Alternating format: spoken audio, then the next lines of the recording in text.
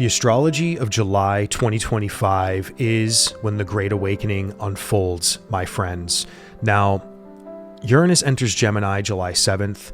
We have a full moon in Capricorn, July 10th, a new moon in Leo at the end of the month, July 24th, and a Mercury Retrograde that is in the middle of the month on July 18th. Now, these are some of the most intense transits of the summer, I would argue.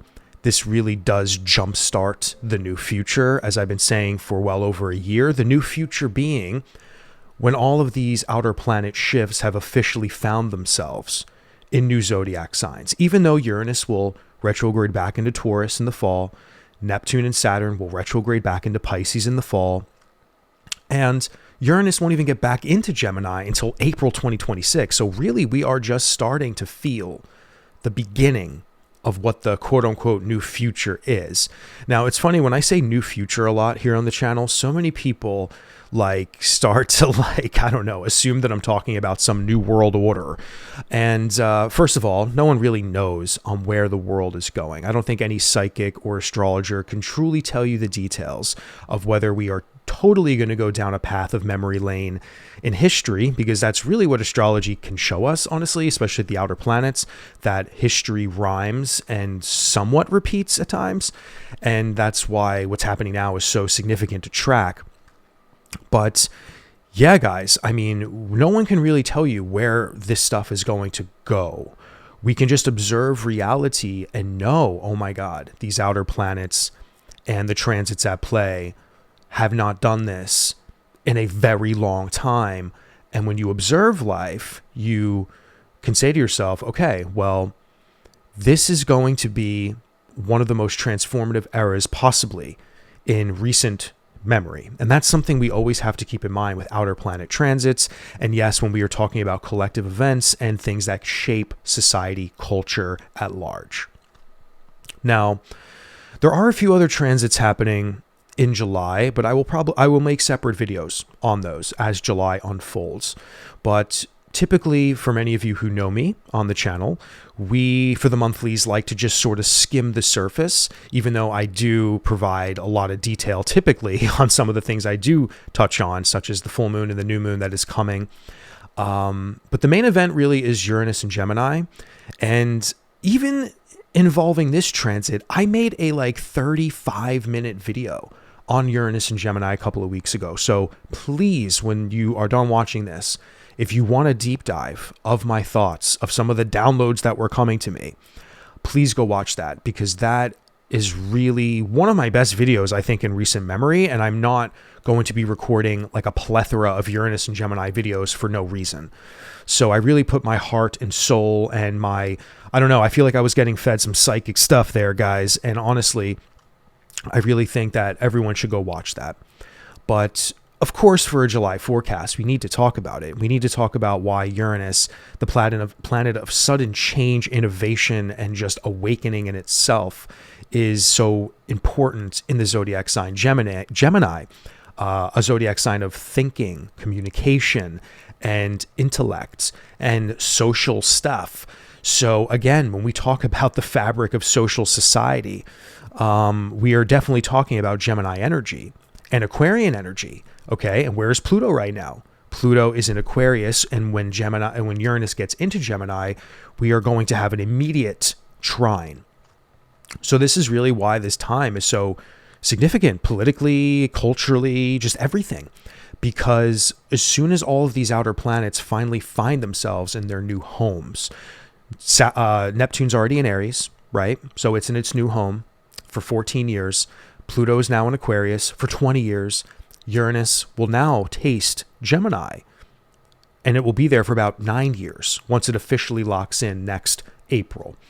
So Uranus is going to be sextiling the early degrees of Aries. Okay, so that means a sextile to Neptune for all these, for the next couple of years.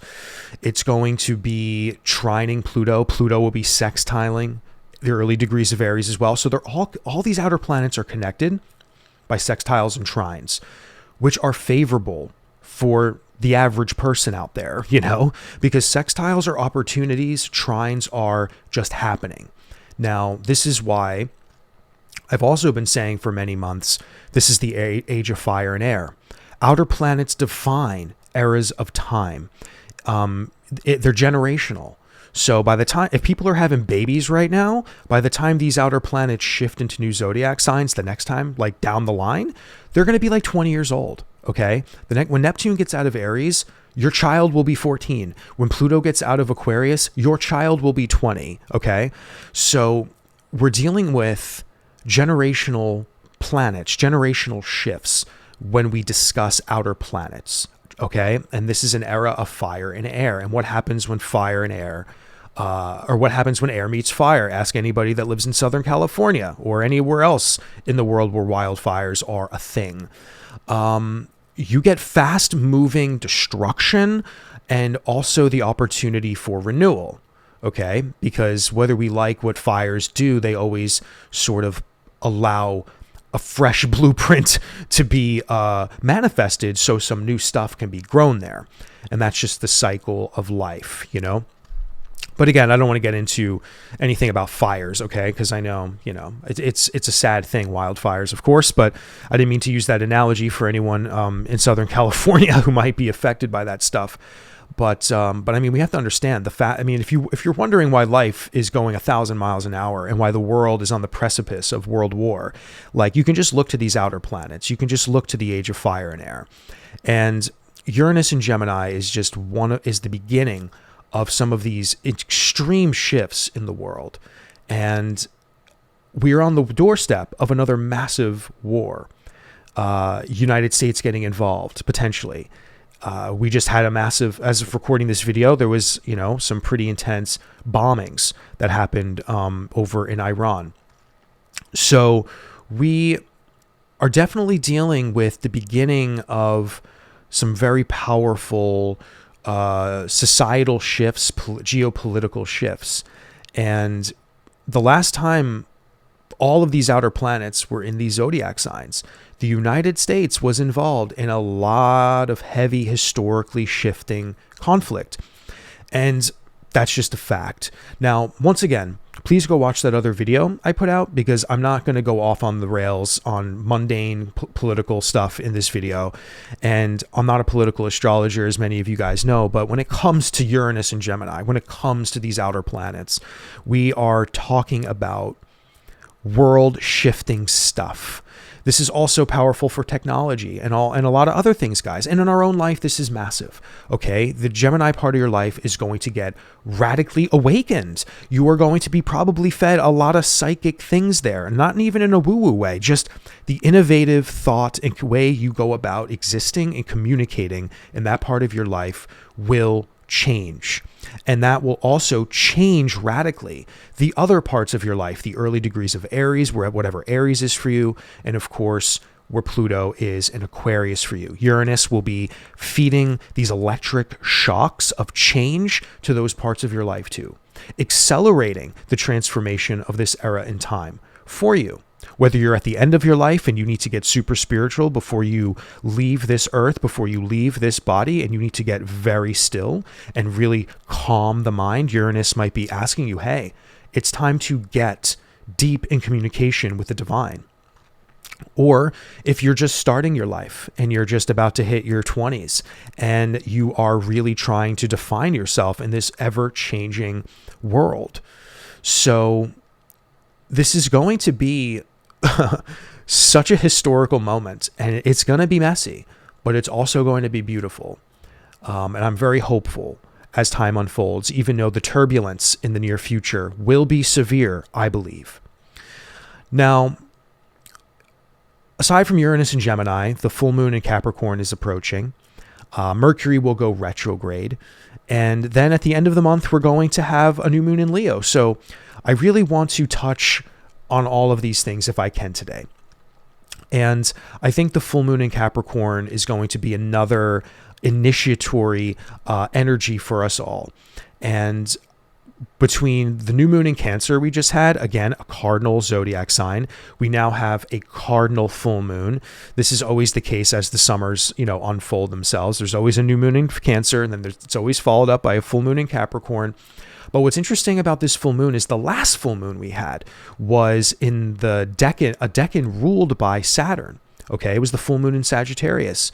And now we have a full moon ruled by Saturn, and the Decan actually is Mars. So again, we have two lunation cycle, two full moons that are both ruled by malefic decans, okay? And then this full moon itself is ruled by a malefic, okay? Saturn.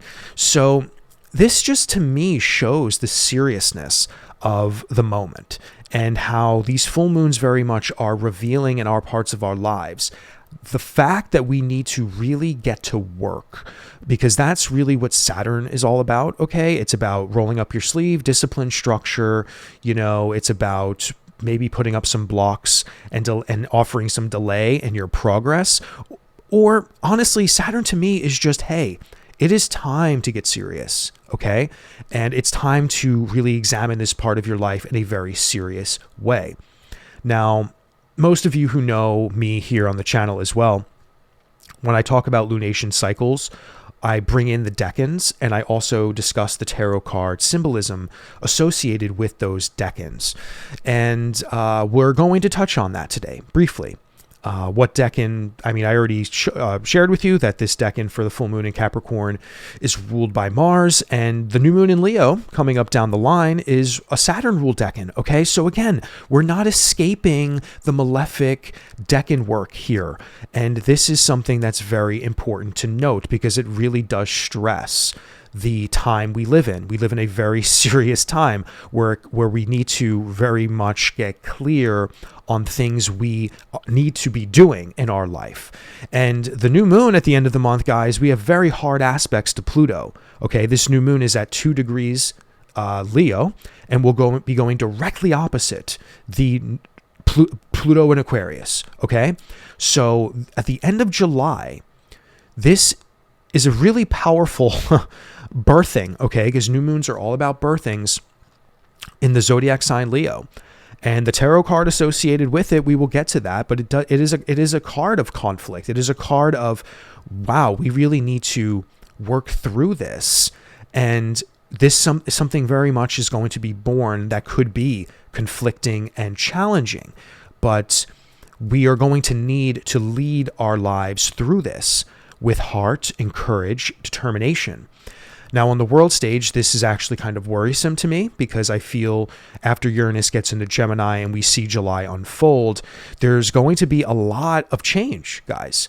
And I have some ideas of what this could look like, but I don't go out of my way to make predictions, in a very public way, because I feel it's somewhat irresponsible to just claim some really big things. But there's some really big things that are going to be happening in July, guys. Okay, whether we're entering war, whether there's going to be a shifts politically within the American government sphere, there's going to be something massive that is born and revealed, obviously, with the full moon in Capricorn. But really, this new moon in Leo to me is striking because it definitely spells conflict and it definitely spells shakeups and change in a very big way. And the new moon in Leo will also be sextiling Uranus. Okay, so again, we're dealing with a sextile to the Uranus and Gemini then. And that's also, again, linked to this incredible time we live in where all these outer planets are speaking to each other, And then we have a Mercury retrograde coming, guys. So Mercury retrograde will be happening on July 18th. And we're going to briefly touch on that because this is a big one. This is a really, really big one, guys. The pre-shadow began June 30th.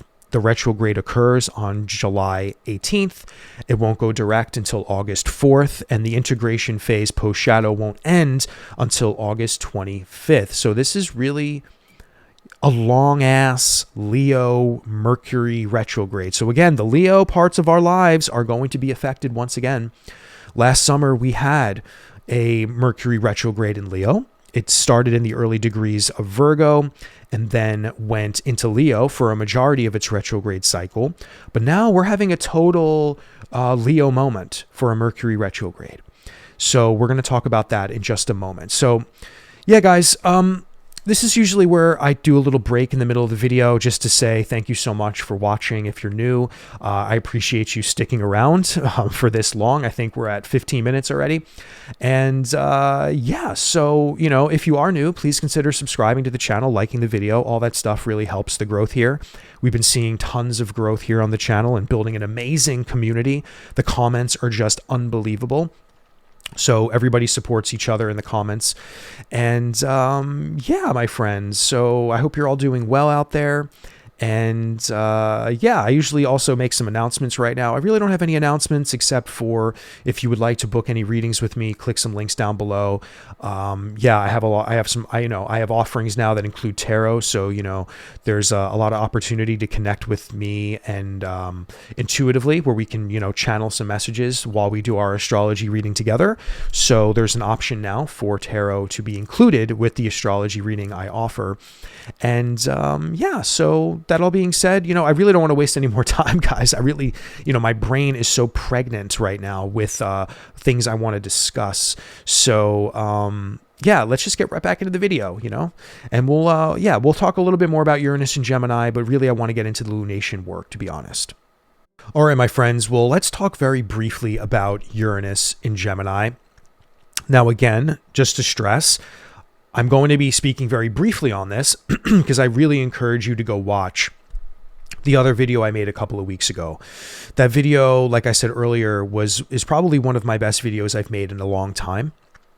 I touch on how Uranus and Gemini will greatly affect the world and how it will affect our individual lives. But Uranus is the planet of sudden change, period. Innovation, awakening. Gemini is all about communication, ideas, and thought. Duality, being adaptable, language, networks, and curiosity. Okay, this is a time of invention. This is a time where new things happen.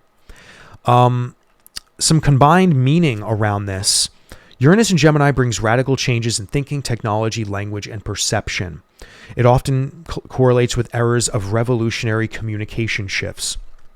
Uranus was last in Gemini in World War II. Okay, and there were a lot of very powerful geopolitical alignments. Obviously, that was a massive war, and there was a lot of technology that was being used at the time involving this type of warfare. Now, I'm definitely linking a lot of these outer planet transits to global conflict. I mean, I can't deny the fact. I don't know what it's going to look like. I mean, if we look at the news right now, we definitely can see that unfolding. We just have to pray that the catastrophes that unfold are not globally destructive and that we sort of can overcome it and learn from it, because that's the thing about life, guys. I mean, we all have to go through incredible damage sometimes in order for us to transform. And I think that's just the nature of what planet Earth is all about. You know, I mean, if you actually look at nature, it's very violent. You know, we like to all dance in the flowers and go, oh my God, love and light, love and light. But when you look at the animal kingdom and the plant kingdom, or if you were to walk into a jungle long enough, I mean, the earth is trying to kill you at every second. Okay. Just take a walk in the Amazon by yourself for a couple of days and see if you survive. I mean, by whether you get bit by a bug or if an animal eats you or whatever the hell else, like, we have to understand we are constantly engaged in conflict in this life. And this is part of being a human. And that is why the greatest gift we can have as human beings is being liberated from the mind, being liberated from the duality of the world. And that is the purpose of meditation, in fact. So Uranus and Gemini is going to invite a lot of radical ways that we perceive our lives and that part of our life. Wherever Gemini is for you, please let me know where Gemini is for you. And what do you feel Uranus and Gemini is going to bring you, honestly? I know you've watched enough videos or possibly have already watched things that I've talked about. Like, how do you think this is all going to connect in your life? Because for me, I totally feel in my 8th house Gemini, this is very much going to be very powerful in shifting and offering sudden change in my, in the way that I feel intuitively and psychically connect to the deeper realms, to be quite honest, not to get too woo on you guys, but I do feel that there is a very powerful psychic awakening happening in my life. And I think that just is par for the course for being an astrologer and doing divination work, to be honest. But, you know, when we talk about Uranus and Gemini, this is an awakening energy. This is all about the way we communicate in that part of our life. And this is all about again, innovation involving communication and the change and the liberation that we can get around communication and the way we think. So this is why the Age of Fire and Air is so powerful, because the way that communication is going to be unfolding in all of our lives and around the world. And again, wherever Gemini is in your life, I mean, please tell me, because this is where this awakening will occur. And where this awakening will occur will also be affecting Aquarius and Aries for you, you know? So again, this is one of the greatest shifts of our time. And I don't know if there's ever going to be a transit in the near future, like as we get down the line into the decades ahead, if there's going to be such life-altering transits as now. And I say those words very, very boldly, to be honest with you, because, I mean, I'm 38 years old, and I know if I look 30, 40 years down the line, there's got to be some crazy transit that's like the most mind-blowing transit of the world. But the reality is, guys, is that these transits right now, Pluto in Aquarius, Neptune in Aries, and Uranus in Gemini, and the fact that Saturn is conjunct Aries right now, providing this foundation and structure opportunity to really build and shape a new world, to shape a new version of self, is monumental. Like, it cannot be stressed enough how incredibly world-altering this is. How incredibly spiritually and psychologically altering this is for us, okay? So we really must seize the moment with this outer planet transit. And once again, please go watch that other video, because that's all I'm going to talk about right now on Uranus and Gemini. The full moon in Capricorn, my friends, this will be happening at 18 degrees. It's happening in the second decan. It is ruled by Mars, okay? Now, the tarot card associated with the second decan of Capricorn is the Three of Pentacles. Okay, now like I said, this decan is ruled by a malefic. The entire zodiac sign is ruled by a malefic, Saturn. But Mars is the flavor of this full moon. Full moons reveal to us something that was once hidden. It is an illumination and a culmination of a cycle. So if you want to think back to the new moon in Capricorn, you know, that story might be connected, but you know, this decan is really what paints the picture here. And the Three of Pentacles is all about teamwork with skilled individuals. It is about craftsmanship, recognition for one's work. This is the blueprint stage of mastery. We are not finished, right? This is not about finishing. That's the end of the Pentacle suit, about finishing and hard work and culmination involving the efforts of the labor that has been put into certain things. But this is a promising and purposeful moment for building, for being recognized. And Capricorn, because it's a cardinal zodiac sign, very much starts the Pentacles journey involving the tarot card associations with the zodiac. So this is really important to understand, because when we deal with lunation cycles in Capricorn, we are always discussing the beginning. We are discussing the ways that we are going to build from a very early stage. So this is early stage development, early stage everything. You know, so on the world stage, we can say, oh my God, well, maybe there's going to be something revealed that really kickstarts an entire new way of going about working together, but in a very serious way. We're dealing with a Mars-ruled decan. We can include the possibility of warfare here.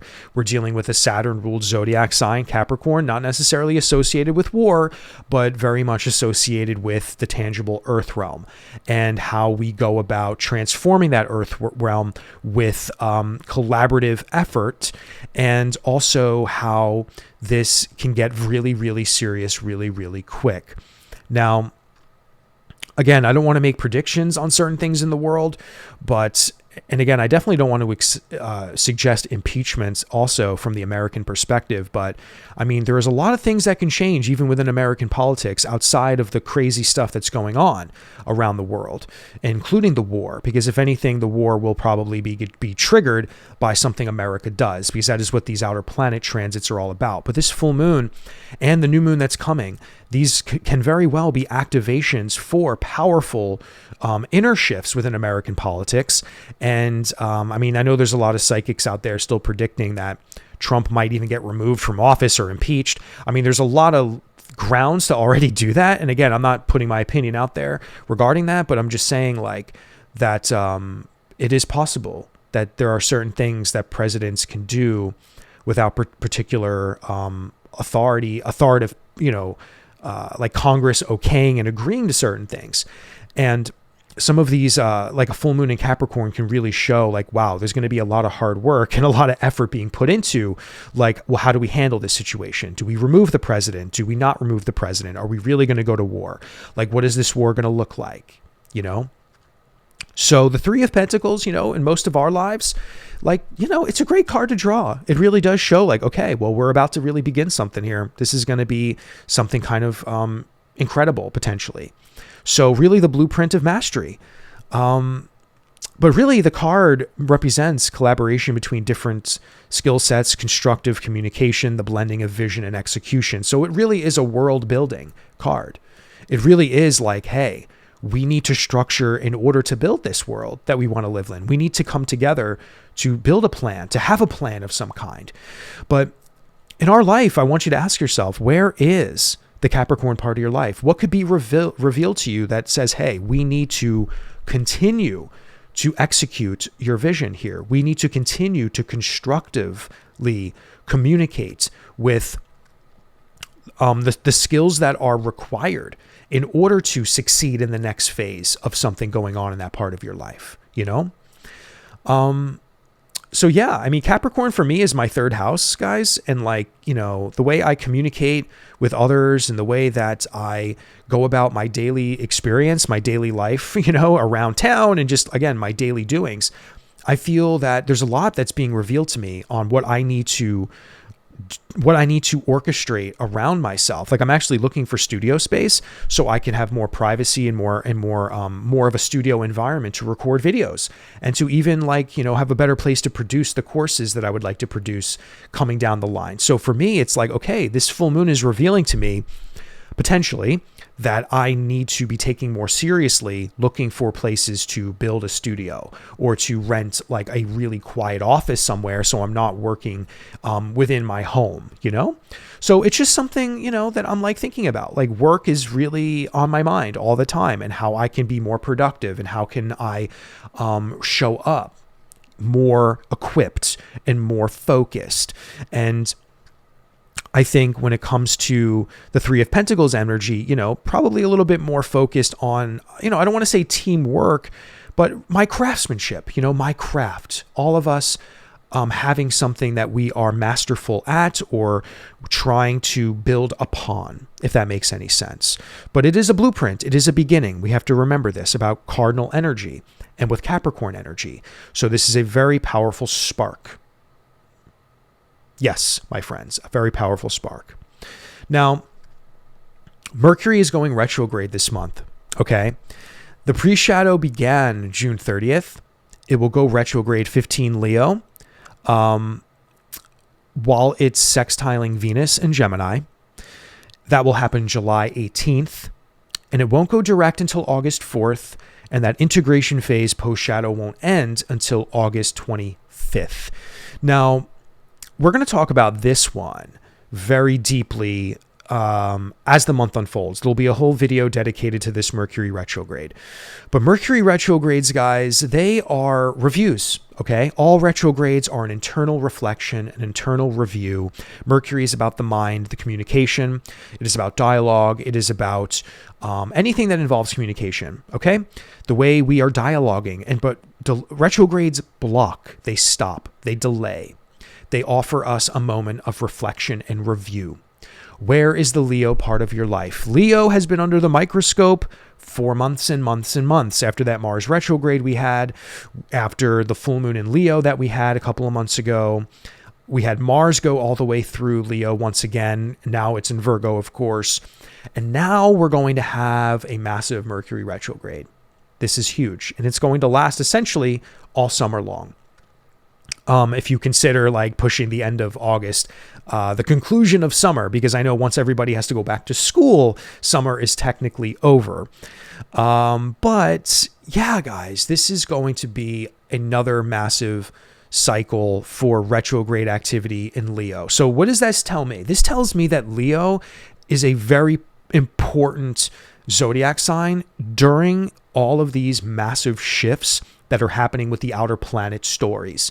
So there is something about the Leo part of our lives that are very much extremely hyper-focused and important to examine and to change and shift in order for us to really even embody the most essential self that we can be as these upcoming years unfold. Because having a historic Mars retrograde and then all the other things that have been going on in Leo happening during all of these other moments and other transits, this just shows the power of Leo. And I can't tell you how much the Leo part of my life has changed my life in like one of the most radical ways possible. So Leo for me is extremely close to my heart. I'm a Leo sun. I have a lot of other planets in Leo. So for me, I'm going through one of the most pivotal changes in my entire life. And literally every dimension of my life has radically changed like it's never changed before. And I think that this Mercury retrograde will provide me further reflection, further review. I don't want to say it necessarily blocks me, because I'll tell you right now, every Mercury retrograde I've ever experienced is all about making a decision. It's nothing more, nothing less than that. No catastrophe ever happens in my life.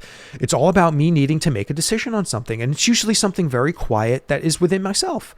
It's not something that's totally earth-shattering. It is just, I need to make a decision here. I'm always on the fence with something, and usually it always provides me with an insight that I need to do something. And the insight always provides me with the solution for the next step I need to take. And when it comes to Leo, it has been some of the most important decisions I've been making in my entire life. So for you guys, I want to hear some of your ideas. What do you think this Mercury retrograde might bring you? Okay. I mean, I feel like we just had a Mercury retrograde literally a couple of months ago, because we did, right? The Venus and Mercury retrograde that happened in Pisces and Aries just felt like it was yesterday. But this is going to be a summer shaping retrograde that I think provides us further insight, further confusion potentially at first, but further opportunity to reflect on the Leo story and how this can be unfolding another chapter in your evolutionary process, in what you are evolving yourself to grow into, right? Who are you growing into?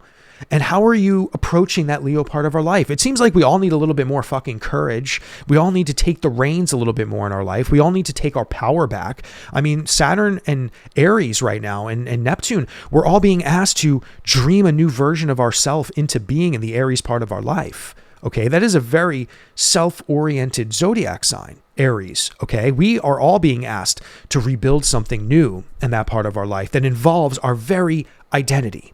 Okay, so Leo, another fire sign, we are discussing the importance of like how we show up in a very dominant way.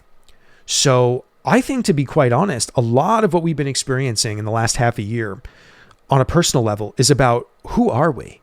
What do we want to be as people, as individuals? Who do you want to be?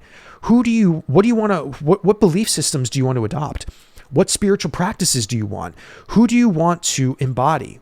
What do you want to be? That is a massive question that this age of fire and air, I think, is asking all of us, to be honest with you. We all need to find out who the fuck we are. We all need to come to some new forms of spiritual beliefs and a way to connect more deeply into just the way we live.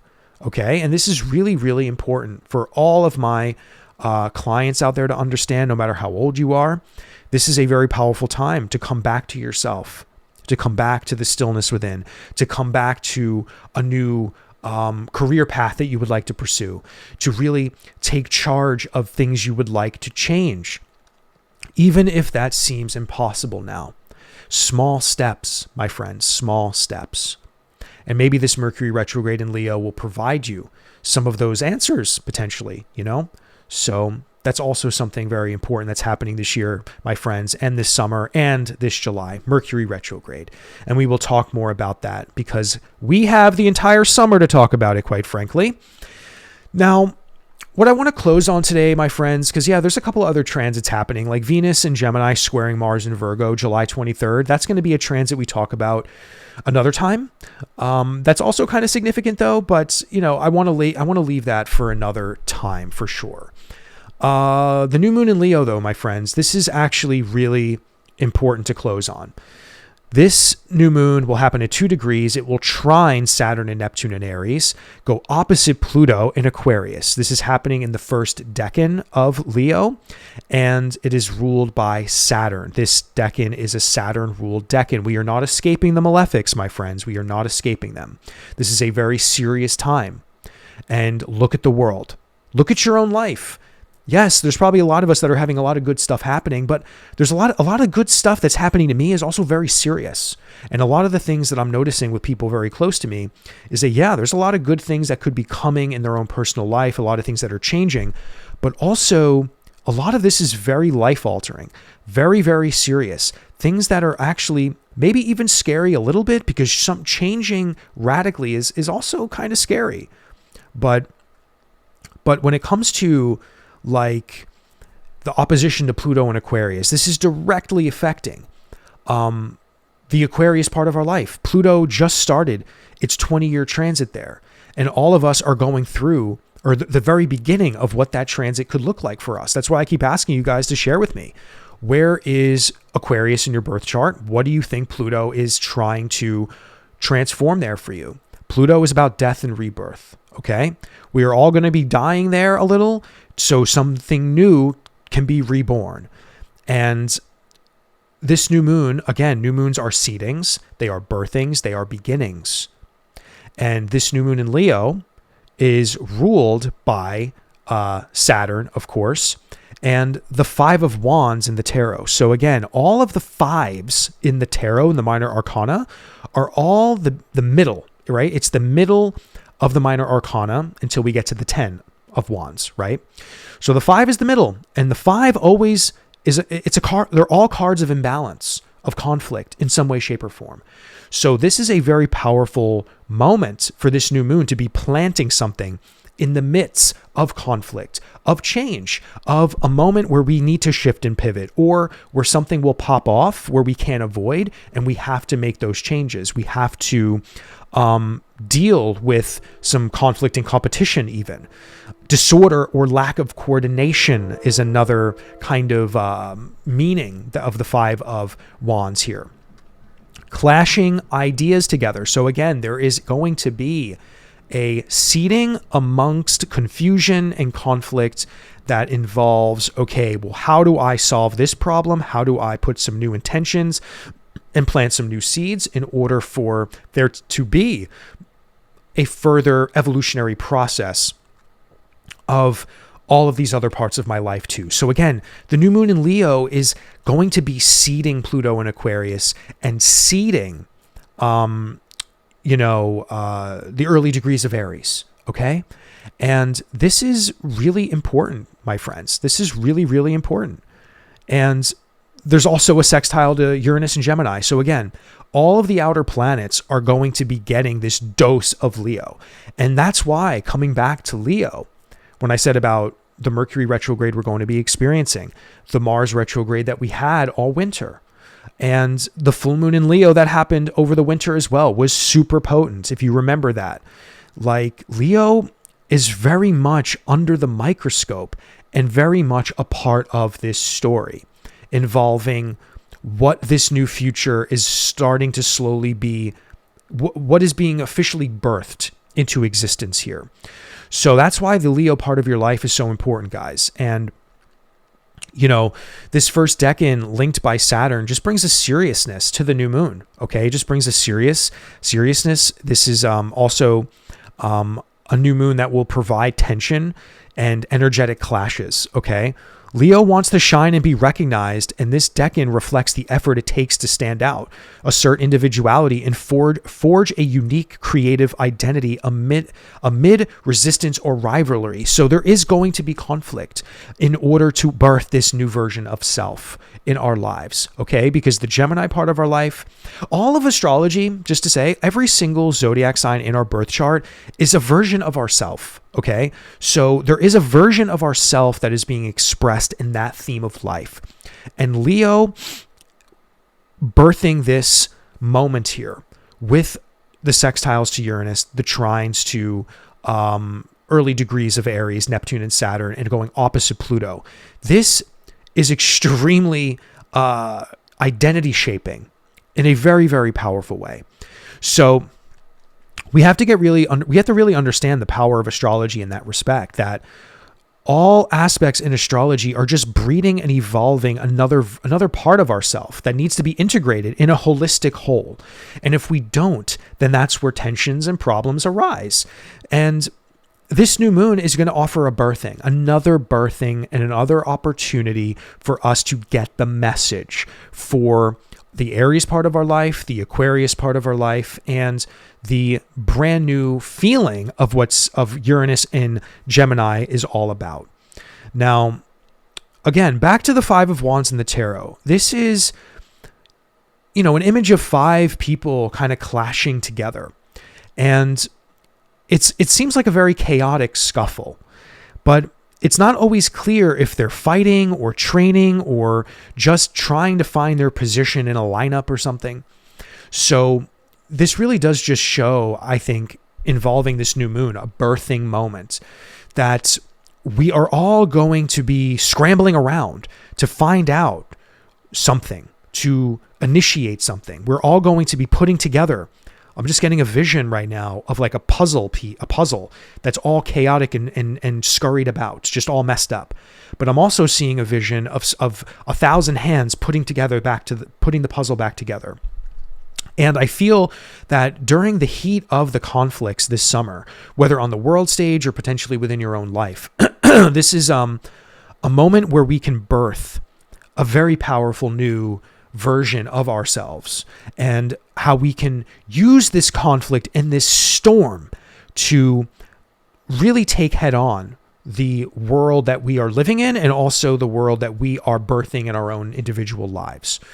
So these are very important transits, guys, happening this month. They really, really are.